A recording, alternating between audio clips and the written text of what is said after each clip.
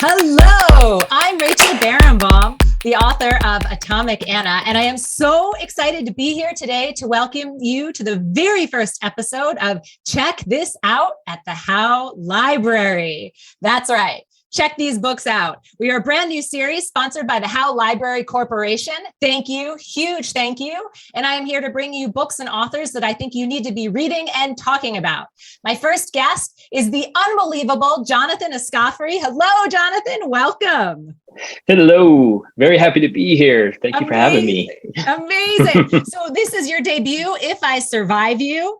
And this book is unbelievable. To say that you've been getting attention and press and praise is understatement. Right? You are already longlisted for the National Book Award among many, many prestigious honors and shout outs. Congratulations. I'm so excited for you. Thank you so much. It's a little bit of a dream come true, Yeah, staying humble, staying grounded though. Good. Like full spread in the New York Times, photo shoot and everything. New Yorker, you are everywhere. I'm a few places. Yeah. It's amazing and so well deserved. So for those of you that don't know Jonathan, I'm going to read his bio quickly just to give you a sense of what he's been doing before he's taken over the literary world here. So Jonathan Escoffery is the recipient of the 2020 Plimpton Prize for Fiction, a 2020 NEA Literature Fellowship, and the 2020 ASME Award for Fiction. His fiction has appeared in the Paris Review, American Short Fiction, Prairie Schooner, Agni, Passages North, Ziziva, and Electric Literature. We're still going. Hang on. He is a fellow in the University of Southern California's PhD in Creative Writing and Literature program. And in 2021, he was awarded a Wallace Stegner Fellowship from Stanford. He was born and raised in Miami, Florida, and I know him, of course, from Grub Street in Boston. And we go way back to the days when we were walking the halls, hoping one day we would publish books. And here Absolutely. he is. Here he is. Yep, absolutely. We were staring at the author saying, I want to be you one day. And here we are. We are Yes. The published authors now. Yes, we were. So I'm so excited about this book. Can you tell us what is this beautiful book about? Well, it's about a family of Jamaicans who moved from Kingston to Miami in the late 1970s. And the reason that they moved is that there was a lot of, in reality, political turmoil and a lot of violence spilling out into the streets in Jamaica. So for the safety of the family, the two parents, Topper and Sonia, decide to move their infant son, Delano, to Miami. And it's in Miami that they have their second son, who's named Trelawney. And it happens that Trelawney kind of gets the most page space and attention in the book because he is on this journey to figure out who he's going to be in the world and, whether or not he is American enough or Jamaican enough or how he can find belonging and love both within the family and out in the outside world. Yeah. We follow him on a lot of really odd jobs that he does. And that was a lot of fun to write about as well. It's a lot of fun to read about too. So this is described as, I guess, a novel in short stories. And I have to say, I hear that description a lot, but it actually, the first time it ever made sense was your book.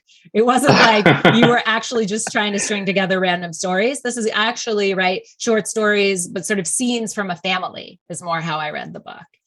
Yeah. That makes a lot of sense. I set out to, at one point, write a novel, and I wanted the novel to have standalone chapters that I could publish in the Paris Review and places like that. And then once I realized I had a bunch of stories, the novel idea that I had wasn't exactly working. So it was when I just looked up and said, hey, you've got a bunch of stories about the same family, about the same kind of conflicts. I decided to put it all back together again. And that's how it kind of took shape in the way that it does and did. And I matched my book. So I thought it was important that I hold it up myself, which I only halfway meant to do. I mean, I think it was brilliant. You should always match your book cover.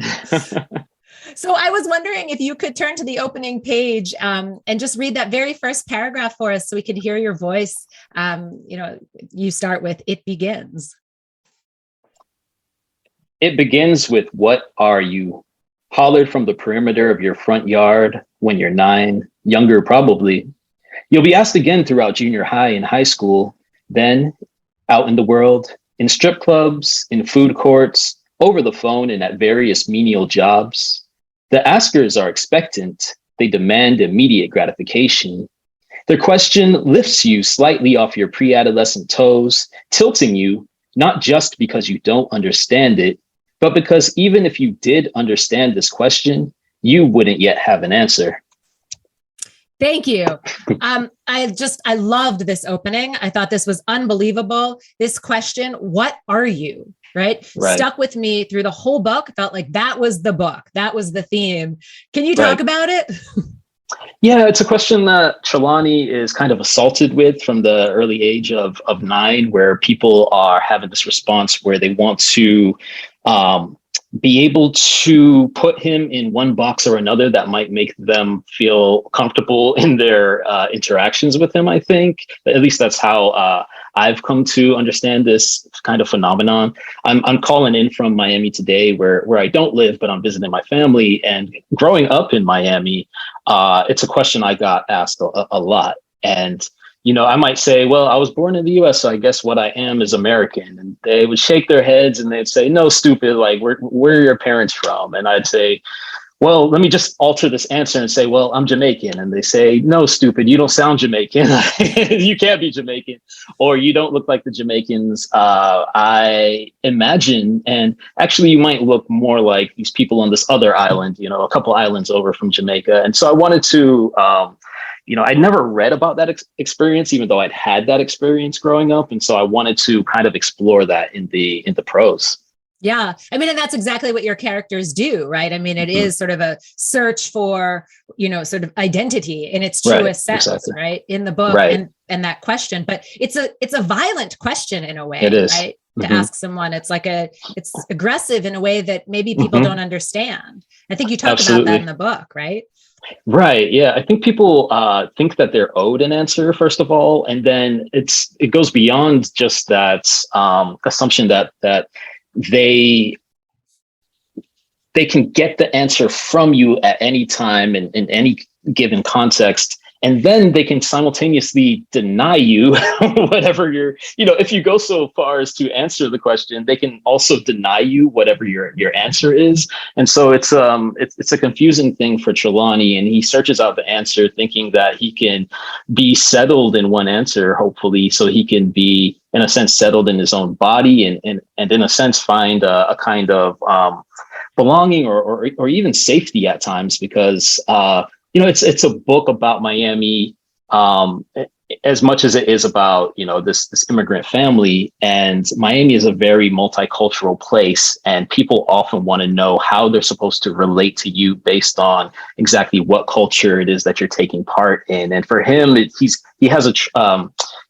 can't quite find the solid grounds that might allow for, I guess, a simpler experience as he moves throughout the world, and it's really the world of Miami. Yeah. Yeah. And the person asking is really uncomfortable until they get that answer, right? Exactly. Right. I think there's a lot of truth to that. And, sometimes I think, well, that's a memory I've had from growing up in Miami. And then I'll be in Miami for a week and I'll be asked that question. What are you? And it's like, are we really 2022? Really? We're still doing that? Right. Yes. And so, and people are trying to find, how to, because I mean, the truth of the matter is Miami is this beautiful, visually gorgeous landscape, and it's beautiful because we have all of these cultures. There are at times where, some ethnicities feel very comfortable interacting with others, and then there may be certain groups that historically have not gotten along, and they want to know, can you get along with? If they see you, they want to know, can I get along with you? And it doesn't matter who you are as a person, as a fully realized adult moving through the world who has your own set of values. They want to know, but where are your people from? And can I get along with you based on that? Yeah, I love that. And then I was also taken sort of midway through the book, Trelawney's saying, he's dealing with this question, and then he's walking around, he's on Miami Beach, and there's a sentence you say, more often they drunkenly slur, "What are you?" To which the hostesses smile and name their country of origin. And then you wrote, "These dickheads are just that for asking, but I linger when they do because I also want to know." Right, right. Absolutely. I mean, it's something that he internalizes for himself in a sense. People are kind of obsessed with knowing that question, what are you? And he, at a certain point, at a certain age, once he's actually able to have more agency as a young adult and then just as an adult, that question kind of lingers with him. And so he's searching for it in himself, but then he starts to, in a sense, even look for that in other people. And something that I talk about is the fact that he has this kind of, he's Black in America, but he also has this multi-generationally mixed heritage as well. And so that also sets him up to be identified in different ways, or misidentified, or people approach him with that same kind of curiosity. And so when he sees other mixed people, he starts to be a little bit interested in the, what answers they might be able to provide, and so I love him because he's such a flawed character who sometimes internalizes things that he shouldn't. Or he might, maybe not, maybe shouldn't. Right. But I mean, at this point in his life, this is actually segueing perfectly into what I'd love to ask you about next, which is he really talks about these two dreams that he has. So the first one is, right, he wants to go to college and he wants to get a job, right, and find his ticket to this life. So he goes to college, but then he can't get a job and he can't, right, he's living in his car for a while. And I would love to hear you talk about that. I mean, I think it's brave to talk about, homelessness. And you have this one sentence where he says, "The best thing about a job is having a toilet on which to sit and unload your twisted, clogged up colon without having to fake like you're planning to buy the double McFuckery with fries." Right. I love that sentence because, you think about, people who are, who don't have a home, maybe they're hungry or cold or whatever, but you don't talk about the toilet, right? Needing a place to go to the bathroom. Right. Absolutely. I mean, a line like that comes from, well, just for people who haven't read the book, we were talking earlier about his search for belonging, his search for finding his identity. And it's at the time where he decides that he's going to reclaim his Jamaicanness, his Jamaican identity, that he has this falling out with his father because his father kind of denies him of his proper Jamaicanness. His father calls him a tourist for having just visited the island over the course of a summer. And this falling out happens at the time where Trelawney has come back home from college thinking that because he's got a bachelor's degree in English literature, that's going to basically reward him with a job. And unfortunately for him, it happens at the time of the 2008 recession. And he's not able to find that job very quickly. And his father puts him out of the house. So he's living out of his SUV. And he winds up applying for a job at a government subsidized elderly housing community. And that's where he's making this statement about, he's finally found a job again and he's not housed yet. He's still living out of his car, but at least now he has a toilet that he can use. And I mean, that line was kind of inspired by, a time where I was working multiple jobs and trying to finish college. And I was often, working so much that I wouldn't necessarily see home for days because I had to get from work to school, back to work. And there was no way I was actually going to make it home. And I'd have to, try to catch a nap either on a college bench or in my car in the 95-degree heat. And if it was college, it was okay. I might just take a shower at the fitness center. But if I were away from campus, often I'd find myself, especially like working out on the beach, if I couldn't get to work first, you can't get into these restrooms unless you're a paying customer, and thinking about how I'd be, stuck out without being able to do different things like take a shower or use the bathroom, and the various indignities that being in that position kind of puts you in. And and so having that kind of access was, it's something I thought a lot about in a sense. And so I have Trelawney considering, such a thing. Yeah, I mean, it was very real. And I hadn't read someone bringing that to life in that way before, right? It's those small details that make it Right. real and so compelling. And I think that's what people are responding to, because that's throughout the book. You really did a fantastic job. But you talk about, right, he ends up in this position because he has a falling out with his father. So I want to go to one of the big themes of this book, which is fatherhood. Right. Right. Absolutely. And you have, again, one of my favorite sentences here. I'm probably going to sound terrible when I read this, but it goes, every boy deserves to believe him father is good. But if each father were good, we'd be living in a different kind of world. You see me? And then you wrote, what kind of man abandons his son? Mm-hmm. And so fatherhood as a theme, can you talk about, how you were thinking about it and its role in the book?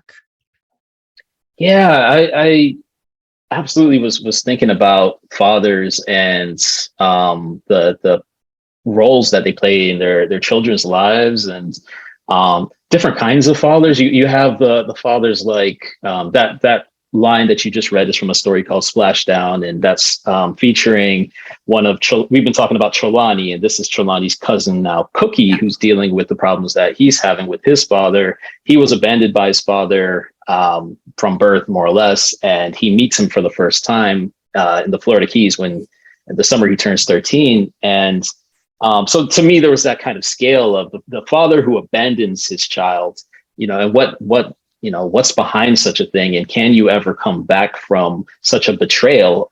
From looking at it from the son's point of view, is there any way you could possibly rebuild trust? And then I wanted to look at it from the father, a father more like Trelawney's, who wasn't the most present. He was often, he would go missing on weekends and at nights, and the poor mother, Sonia, would have to pull out the address book, because this is 1980s, and and call people and say, has he died out on the street? Is he just drunk at a party somewhere? And the kids would have to get involved as well. And so I wanted to look at these, explore if there's any way to repair these kinds of relationships, because it's just something I'm personally interested in, how fathers can do better, or in the cases where they aren't going to do better, like what gets passed down. Because sometimes I'm not a father, but I am interested in that kind of question, that the children of parents who maybe didn't do the best job based on the child's perspective, like how they imagine they're going to grow up and be better and undo the harm when they become parents. And I look at a Delano character, and he's making mistakes as well, although he at least is imagining that he, if he can get his finances back on track, that then he'll be able to get his boys back into his life. And so I guess I'm interested in kind of multi-generational lessons that are taught, both the good ones and the bad ones, and kind of unpacking those things and figuring out, what works and what might not work so well. Yeah. But Delano, like Tawny, all of them, they keep thinking, if only I can do this, everything will be fine. If only I can do that. Right. Right. But it doesn't quite work that way.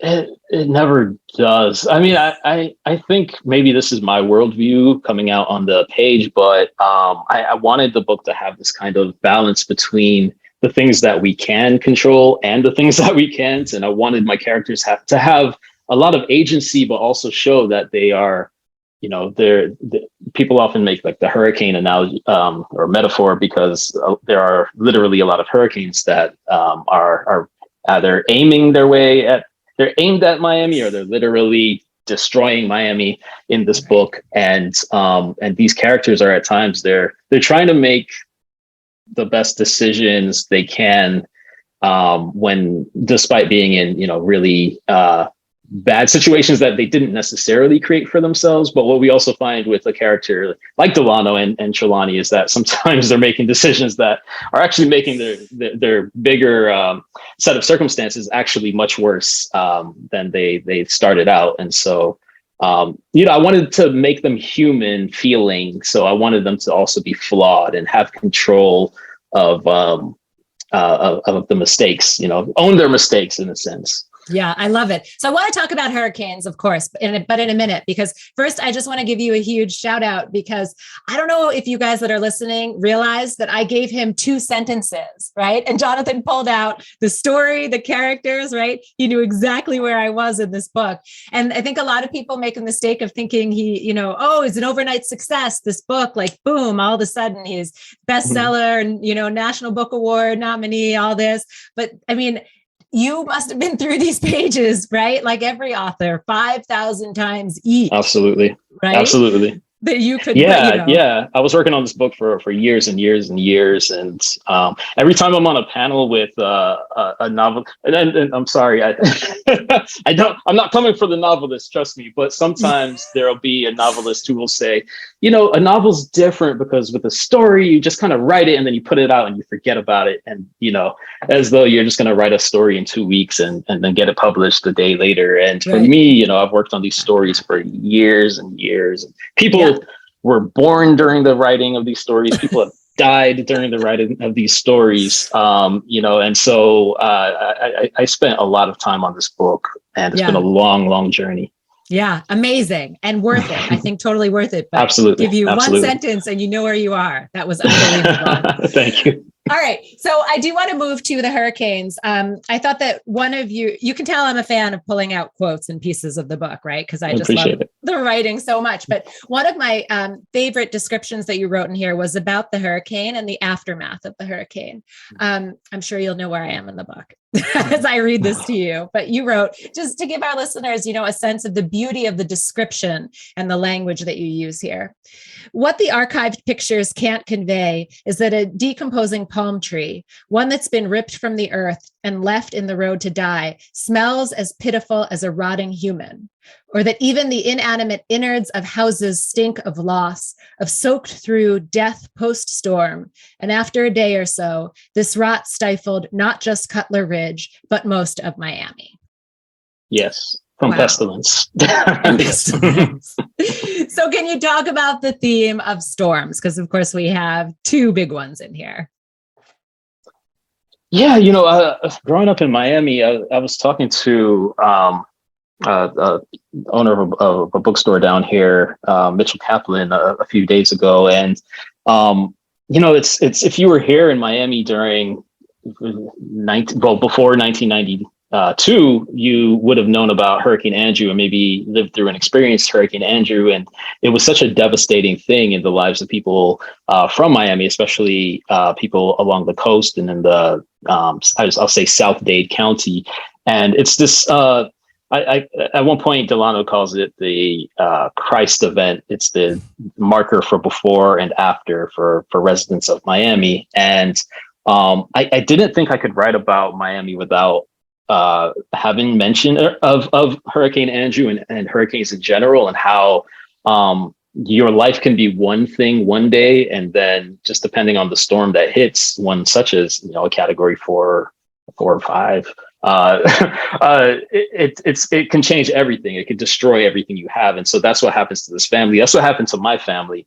And for me, it was the event that kind of ended my childhood in a sense, but it's something that Trelawney is looking at as in multiple stories, and Delano as well. They're looking back on this moment that, in a sense, like they had this kind of happy-ish, adventure-ish experience in their neighborhood, where they were kind of fighting off these neighborhood animals, and they were dealing with nature. There's at one point, crabs are coming through in the thousands, and they're collecting crabs with their mom's mopping pail, and they're dealing with millipedes and these birds, these nighthawks that are attacking them as they try to walk the dog around the block. And then it's this final kind of act of nature, in a sense, that they can't fight. They can kind of run from and hide from, but they can't fight. And it changes everything in their lives. I think especially for Trelawney, in a sense. And I wanted that sense that, no matter what decisions you're making, they're always might be this thing that's looming, that could strike, maybe not at any time with a hurricane, but it could kind of, it could form quickly enough and change the course of your life. And, again, that's a worldview of somebody who actually lived through such an event. But I thought it was important to have that on the page. Yeah. I mean, I think it did end the childhood for your characters. Yeah, absolutely. And then it also created opportunity for someone like Topper, because Topper's business, as someone who's in construction, right. It takes off because now houses have to be rebuilt. And we see Delano try to, in a sense, replicate that when Hurricane Irene is coming from Miami, right. And he's trying to get his tree service back on track. And he's going to convince this property owner to give him a job right before the hurricane hits. And we see things kind of go a different way for him. Yeah. I love it. All right. So I'd like to shift gears for the last few minutes here and just ask you, what was the hardest part about getting this book published and getting your stories published?